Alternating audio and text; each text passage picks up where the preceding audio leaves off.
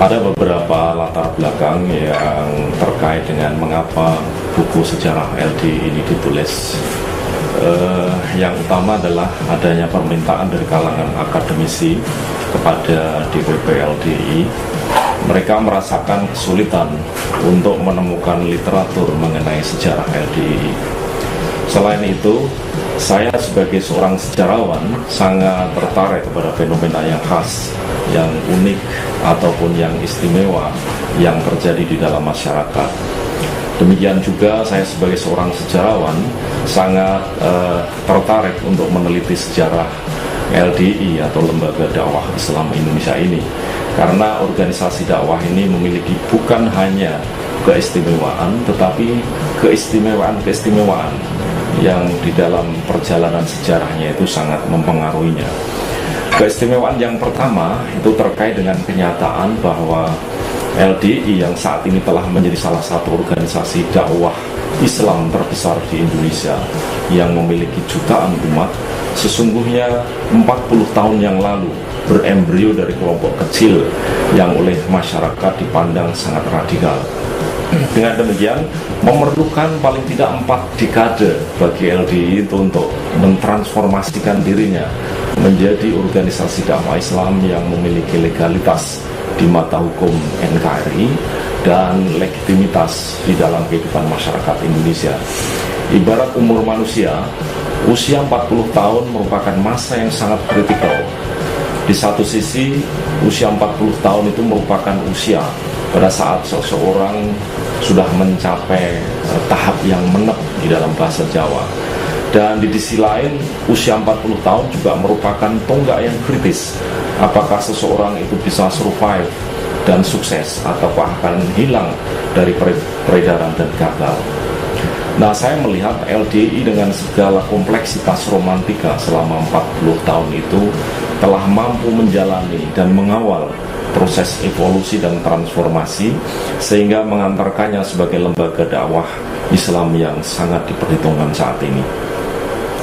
Nah, keistimewaan yang kedua dari LDI adalah bahwa organisasi ini memiliki semacam silent power yang membuatnya mampu melakukan transformasi selama 40 tahun dari gerakan dakwah yang kecil dan radikal menjadi sebuah organisasi dakwah besar yang kontributif dan menyejukkan dengan konsep green preaching atau dakwah hijau atau dakwah yang sejuk yang berusaha dikembangkannya.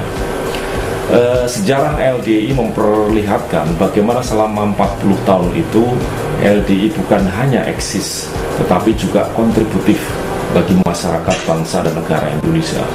Bukan hanya ada atau dalam bahasa Belandanya itu bestaan, tetapi betul-betul hadir atau aanwezig di dalam hati dan kehidupan masyarakat. Nah, kunci yang sangat penting yang saya temukan di dalam sejarah LDI adalah adanya budaya untuk membangun apa yang di dalam zaman postmodern sekarang ini disebut sebagai knowledge-based society, yaitu sebuah masyarakat yang mampu memanage dan menggunakan ilmu pengetahuan untuk membangun kesejahteraan, kemajuan, dan kemakmuran masyarakatnya. Jadi, di sini terjadi semacam proses pencerahan atau enlightenment atau verlichting di dalam bahasa Belanda. Bukan hanya pencerahan dari aspek ukhrawi yang mampu mengantarkan masyarakat menuju kepada cahaya terang, atau di dalam bahasa agama itu minal dhulumati ilan nur, tetapi juga pencerahan dari aspek duniawi di dalam rangka membangun manusia yang religius profesional.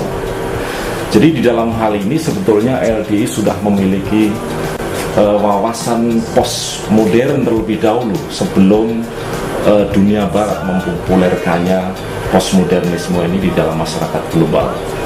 Nah, di sini terlihat dengan jelas bahwa warga LDI merupakan komunitas yang melek pengetahuan. Dengan pengetahuan yang luas dan mendalam akan terbangun keyakinan yang kuat. Inilah salah satu kunci yang merupakan roh mengapa LDI tetap tidak hanya eksis tetapi partisipatif dan kontributif meskipun menghadapi tantangan zaman yang sangat dinamis.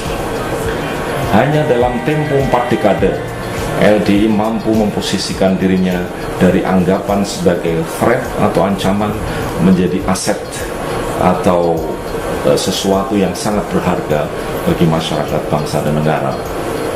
Nah, kemudian keistimewaan yang ketiga yang membuat saya tertarik untuk mengkaji sejarah LDI adalah konsistensinya di dalam menghadapi zaman yang penuh dengan krisis dan pergulakan.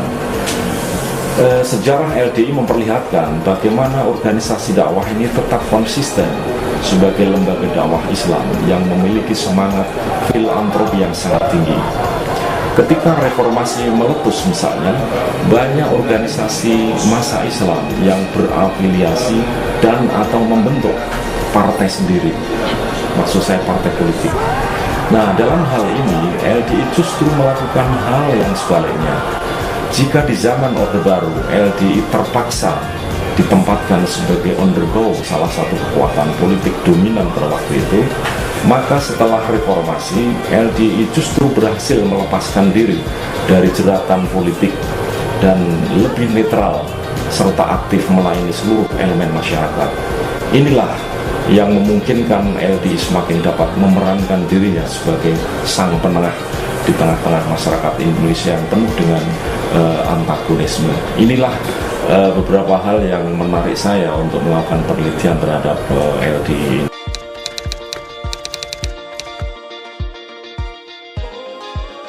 Judul buku ini adalah Berjuang Menjadi Sang Penengah, Dinamika Sejarah Lembaga Dakwah Islam Indonesia LDI dari tahun 1972-2012.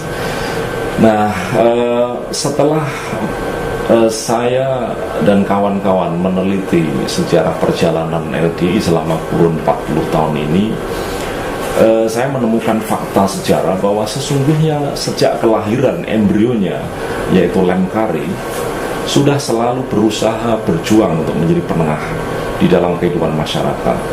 Bahkan pada awalnya, Lemkari telah diberi tugas khusus oleh pemerintah untuk membina pengikut apa yang waktu itu disebut sebagai YPID atau Yayasan Pendidikan Islam Jamaah, yang dibina oleh Kiai Haji Nur Hasan Al-Ubaidah, yang dipandang radikal oleh masyarakat pada waktu itu. Jadi pada waktu itu Lemkari mengemban Mission Sacra atau misi suci sebagai sang pembina. Nah, pada waktu itu pemerintah Orde Baru berpendirian, jika tidak bisa dibina maka binasakan saja. Nah, disinilah Lemkari sebagai pelayan masyarakat di bidang pelayanan dakwah Islam tetap berpendirian. Jika tidak bisa dibina, ya binalah terus.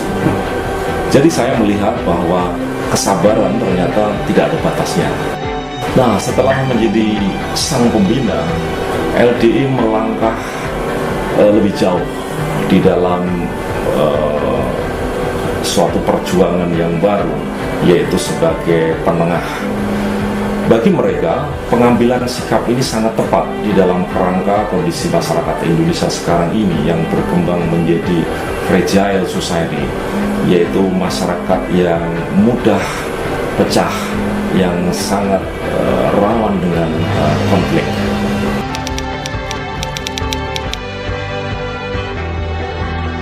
Setelah belajar dari LDI atau setelah belajar dari sejarah LDI, saya menemukan hal yang sangat khas di dalam LDI sebagai lembaga dakwah Islam, yaitu adanya budaya keilmuan yang berkembang secara populer dan secara sistematis. Artinya pembudayaan ilmu dilakukan secara sistematis, sehingga hasilnya semua warga LDI adalah ulama. Saya melihat komunitas LDI adalah komunitas ulama yang di dalam bahasa modern disebut sebagai knowledge-based society. Dengan demikian, tidak akan dijumpai adanya proses ya semacam elitisasi khususnya di dalam ilmu agama di dalam organisasi LDI ini. Ini yang saya kira merupakan the strength point atau titik yang paling penting di dalam LDI, dan sekaligus saya kira merupakan kekhasan LDI yang paling mendasar. Nah, dengan kekuatan dasar ini pula, maka dapat digunakan untuk menjelaskan mengapa LDI mampu memanage organisasi ini dengan baik. Nah, mengenai pendekatan dan analisis yang digunakan di dalam mengkonstruksi sejarah LDI ini adalah terutama didasarkan atas konsep dan teori yang dikembangkan oleh Bruce Wayne Tuckman mengenai stepping di dalam perkembangan sebuah organisasi modern, yaitu tahap forming, storming, norming, dan performing.